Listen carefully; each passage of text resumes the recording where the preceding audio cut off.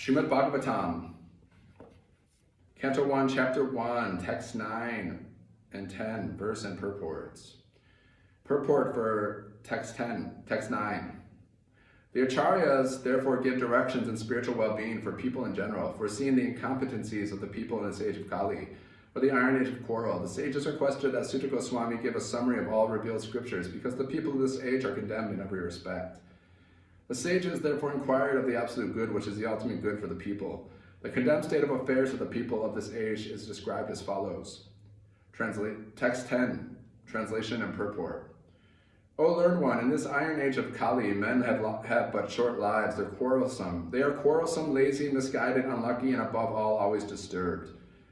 Purport. The devotees of the Lord are always anxious for the spiritual improvement of the general public. When the sages of Naimisharanya analyzed the state of affairs of the people in this age of Kali, they foresaw that men would live short lives.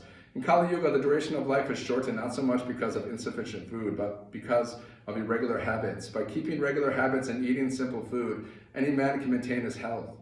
Overeating, over-sense gratification, over-dependence on another's mercy, and artificial standards of living sap the very vitality of human energy. Therefore, the duration of life is shortened.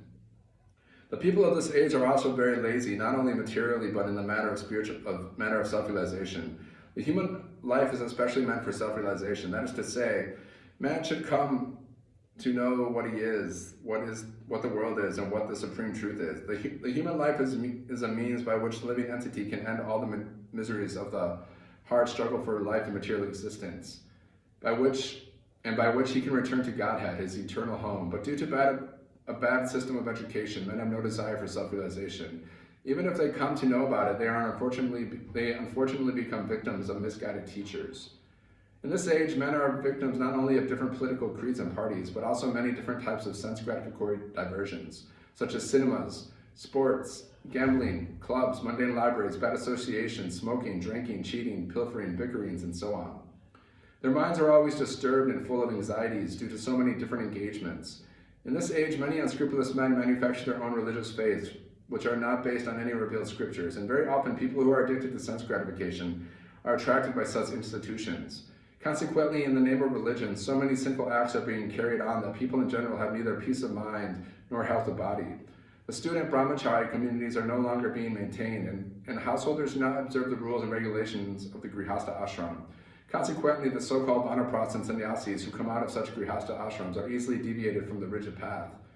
In the Kali Yuga, the whole atmosphere is surcharged with faithlessness.